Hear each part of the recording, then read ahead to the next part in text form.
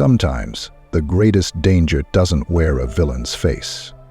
It wears a smile and speaks with conviction, unaware of the chaos it leaves behind.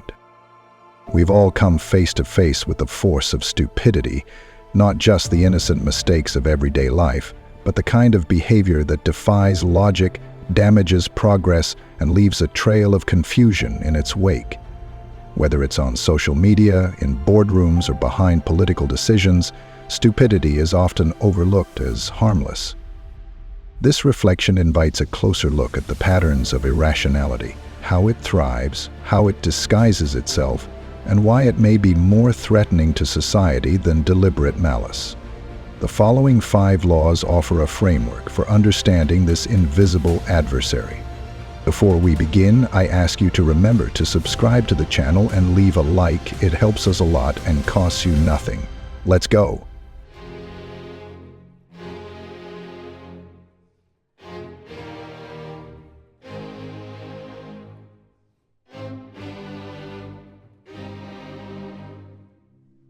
We always underestimate how many stupid people exist.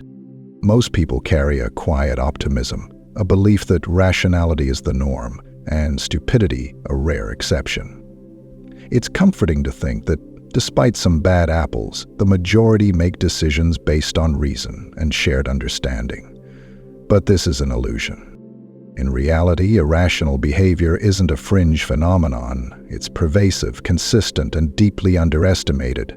It cuts across all sectors, from casual conversations to critical infrastructure. We like to believe people mean well or are just misinformed, but this underestimation blinds us to the true scale of the problem. It's a dangerous assumption, because stupidity doesn't always look like foolishness. Sometimes it speaks eloquently. Sometimes it wears a suit. Sometimes it sits in meetings and nods in agreement without understanding a word being said. When we recognize how widespread it is, we begin to understand why so many systems collapse, not from lack of resources, but from poor judgment multiplied across time. The Stoics advised us to view the world not as we wish it to be, but as it is. The same applies here. We must strip away our wishful thinking and see clearly. Law 2. Stupidity has nothing to do with intelligence or status. We tend to link stupidity with ignorance, lack of education, or failure to achieve. But stupidity is far more insidious. It's detached from intelligence, divorced from academic success, and independent of socioeconomic status. That's what makes it so unpredictable. A person can be well-educated, highly articulate, and still act in profoundly stupid ways, sabotaging their own success, harming others, and defending their choices with passionate certainty. It's not that they lack the tools to reason, it's that they don't use them where it matters. This detachment between knowledge and behavior is what makes stupidity so difficult to address. It can't be solved with facts alone. Much like a physical trait, stupidity appears randomly, affecting all walks of life. It lives in boardrooms, classrooms, and family dinners. And perhaps more dangerously, it often hides behind charm and competence. This challenges our natural tendency to associate visible traits with deeper qualities, a psychological bias known as the halo effect. The Stoics reminded us to assent only to what is true. That requires discipline. To see clearly, we must judge not by appearance or title, but by action and consequence. Law 3. Stupid people harm others without helping themselves. Here lies the most perplexing trait of true stupidity. It causes damage to others while offering no benefit to the person committing the act, and often harming them as well. This goes beyond selfishness. Selfish people at least gain something from their actions. Stupid people create destruction without reason, without reward, and without remorse. This behavior is not rooted in evil, it's rooted in detachment from outcomes. The stupid person cannot, or refuses to, see the ripple effects of their choices. They act impulsively, often with confidence, unaware that their behavior weakens the very fabric of relationships, teams, and societies. They frustrate progress, drain energy, and complicate otherwise simple tasks. In workplaces, they derail collaboration. In communities, they spread misinformation. And in moments of crisis, their lack of awareness amplifies the damage. Worse still, when confronted, they often become defensive or double down, unable to grasp the disconnect between their intentions and the results. The Stoics taught that our actions must be aligned with reason and justice, and that ignorance of consequence is not an excuse. To act without considering the impact on others is to surrender the virtue of wisdom itself. Law 4. We underestimate the danger of stupidity, especially when it's close to us. Rational people tend to believe that stupidity is manageable, that it can be explained, educated, or ignored. This belief leads to a fatal mistake, letting their guard down around it. Unlike predictable threats, stupidity is chaotic. It doesn't follow logic. It doesn't respond to reason, and it often strikes when least expected. This is precisely what makes it so dangerous. The damage caused by one irrational decision, especially by someone in a position of trust or influence, can outweigh the harm done by a malicious actor with clear motives. While the malicious person plots, the stupid one acts blindly, and often with more confidence. Rational individuals are frequently caught off guard, assuming their logic will protect them. But as long as we underestimate the unpredictability and reach of stupidity, we remain vulnerable. In truth, stupidity cannot be reasoned with. It must be anticipated, identified, and kept at a distance. As the Stoics would say, do not tie your well-being to things outside your control.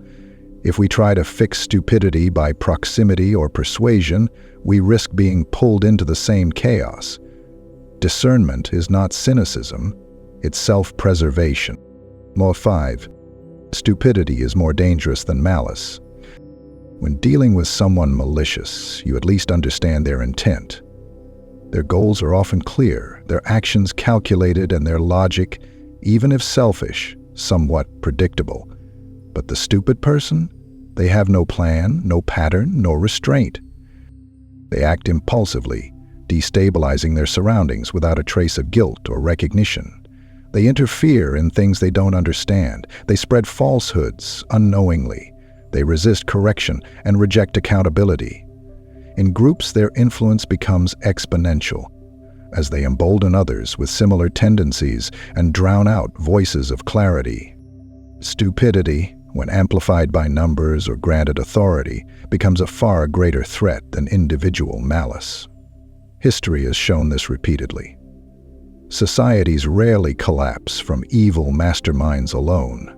They unravel from collective carelessness, from blind trust in unqualified hands, from apathy toward accountability. Being it. The greatest danger lies not in darkness, but in those who stumble confidently into the light, knocking over pillars without seeing what they support. A Stoic would not fear this, but they would never turn their back on it. Preparedness, vigilance, and internal strength are the true antidotes to chaos. So after all, why does stupidity evoke such a deep reaction in us?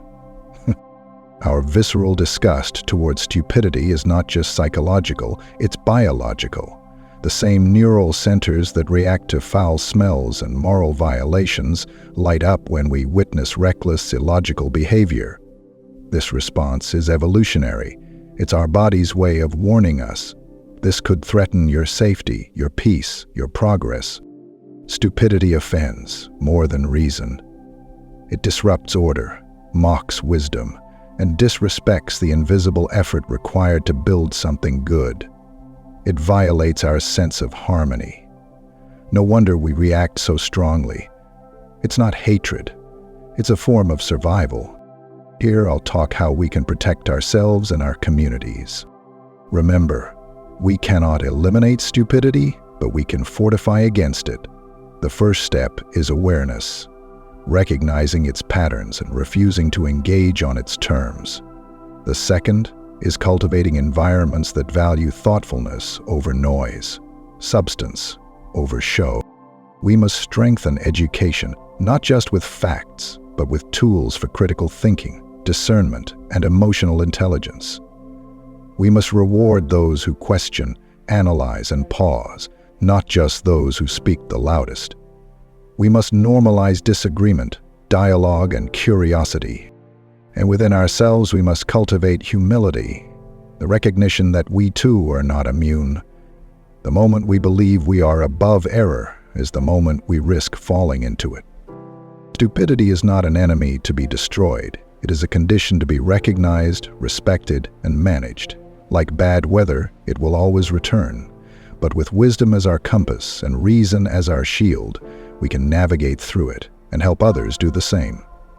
I hope you enjoyed the video, and since you've made it to the end, comment Armored Wisdom below. If you're new to the channel, please subscribe. See you soon.